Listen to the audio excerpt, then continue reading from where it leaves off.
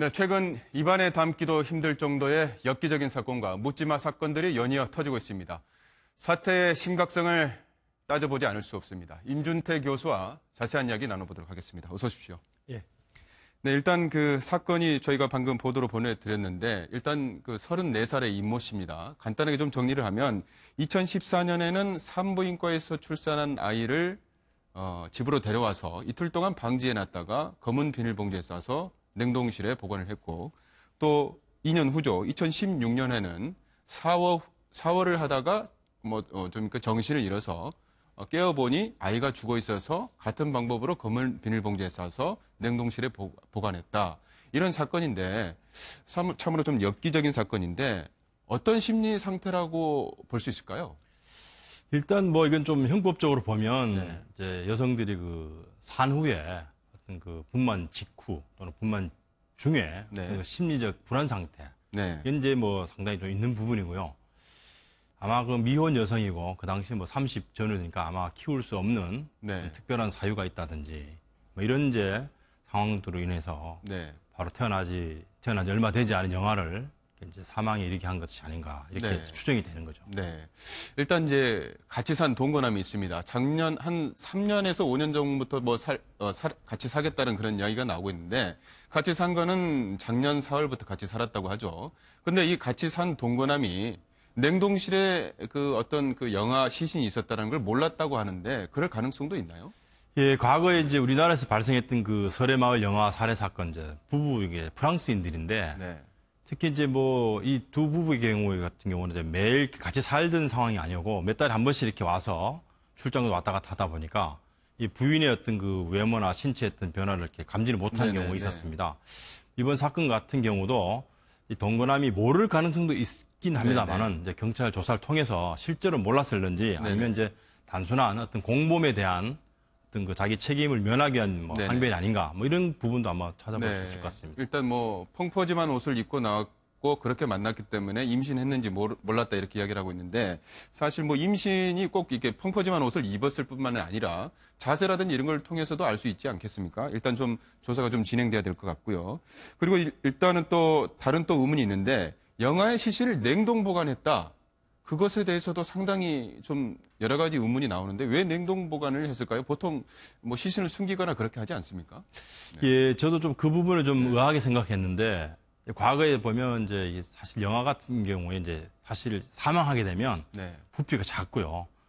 또 어떻게 적당한 시기에 어떤 그 매장할 수 있는 기회를 좀 놓쳐버린 경우에 또 증거인멸 자체가 좀 어려울 것 같은 그러다 보니까 냉장고 같은 데는 이제 부피도 작고 또 계속 보관하다 보니까 그게 일상적으로 시간이 지나면서 거기에 대해서 이제 증거인멸에 대한 부분을 이제 덜 이제 고려할 수 있는 상황들은 있습니다. 일단 이제 피의자 같은 경우는 이렇게 진술을 했다고 합니다.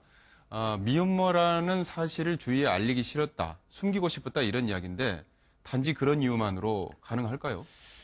그 여성의 입장이니까요. 우리가 뭐 일부 좀 이해할 부분이 없지는 않습니다. 특히 이제 30 전후이고 또 이 두 번에 걸쳐서 이런 상황이 생기다 보니까 본인으로서는 이제 외부에 어떤 노출되는 것이 심각한 어떤 그 개인의 프라이버시 문제도 있고 또 아이를 키울 수 없는 어떤 뭐 특별한 사정이 있지 않았을까 이런 부분들이 좀 추정됩니다. 일단 좀 장기간 냉동실에 보관을 하다가 이제 들킨 경위는 그 동거남의 여동생이 집에 와서 어떤 음식물 재료거리를 찾다가 냉장고를 뒤지다가 이제 발견한 경우인데, 자, 이런 경우, 피의자죠. 김 씨에게 어떤 혐의가 적용이 될 수가 있습니까?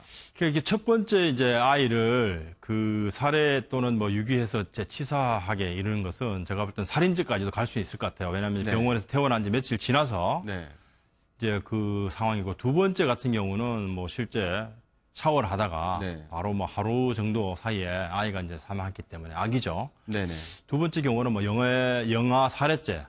그러니까 이게 일반 살인 같은 경우는 뭐 사형, 무기 또는 이제 5년 이상의 유기징역에 처할 수 있는데 영아 살해 같은 경우는 10년 이하 징역입니다. 그러니까 이 피의자의 상황이 아마 적절하게 재판부에 반영이 된다면 일반 살인죄보다는 좀 낮은 형으로 선고될 가능성이 있습니다. 지금까지 저희가 이야기한 거는 엽기적인 좀 어떤 사건이었고요. 좀 다음 이야기는 묻지마 어떤 사건이라고 할 수 있는데 일단 좀 사건 경위를 잠깐 이야기를 해보면 50대 어떤 피의자가 홀로 원룸에 살고 있습니다. 근데 인터넷으로 주식을 좀 했다고 하죠. 근데 인터넷 속도가 너무 느리다 보니까 방문 기사를 불렀는데 오자마자 이제 뭐 이렇게 말다툼을 하다가 흉기를 사용해서 뭐 복부라든지 또는 옆구리라든지 목 뒷부분이라든지 이런 쪽에 이제 가해를 해서 결국 사망에 이른 사건인데 이런 그 사건들이 발생하는 이유 어떻게 봐야 될까요? 요즘 뭐 네.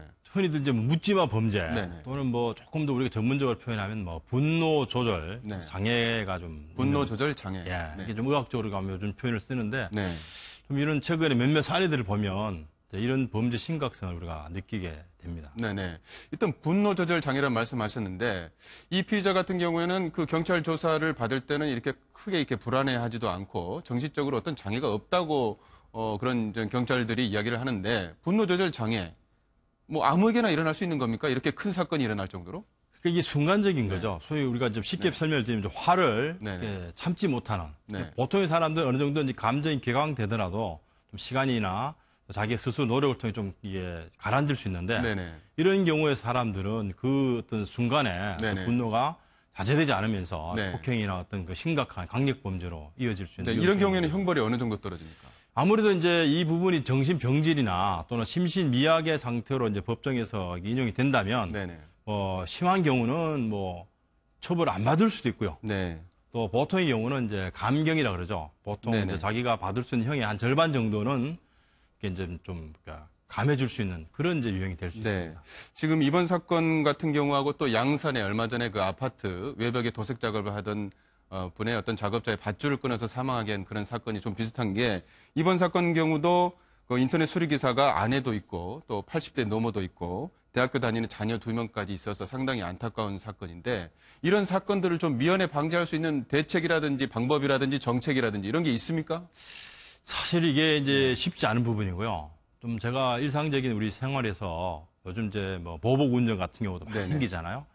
그러니까 저는 이제 시민들한테 그런 부탁을 좀 드리고 싶어요. 우리가 네. 주변 사람들에 대한 타인에 대한 배려, 약간의 좀 이렇게 실수를 했을 때 미안한 어떤 그런 표현을 잘 하게 되면 네네. 이런 이제 감정들이 조금 가라앉을 수 있는데 타인에게 어떤 배려하지 않은 상태에서 이게 그냥 지나쳐 버리면 네. 작은 일들이 크게 이제 번지는 거죠. 네. 그러니까 아마 이 분 같은 경우도 저는 뭐 돌아가신 분을 좀 폄하할 생각은 없습니다만은 네. 아마 분명히 그런 이제 뭐 불만을 제시했을 겁니다. 소리가 너무 크다든지 뭐 네. 어떤 부분에 대해서 불만을 표시했는데 그런 부분들이 적절하게 해소가 되지 않은 것 같습니다. 네. 그러니까 이 분노 조절이라는 게 반드시 그 사람에게만 문제가 있는 것이 아니라 상대방도 네. 일종의 어떤 그런 부분에 요인이 있을 수 있다는 거죠. 네. 그래서 일상적인 생활에서 타인을 배려할 수 있는 또 네. 그런 게 잘못이 있을 때는 바로 신속하게 사과를 하면 네네. 이 분노가 올라갔던 것이 좀 가라앉을 수 있습니다. 네. 이런 이제 순간적인 화를 우리가 면하면 네. 이런 이제 강력범죄 피해자가 네. 안 될 수 있는 그런 예방책이 될 수도 있습니다. 네, 알겠습니다. 이런 일들이 좀 다시는 좀 일어나지 않아야 되겠는데요. 자꾸 걱정이 됩니다. 말씀 고맙습니다. 임준태 동국대 경찰행정학과 교수였습니다. 고맙습니다. 예.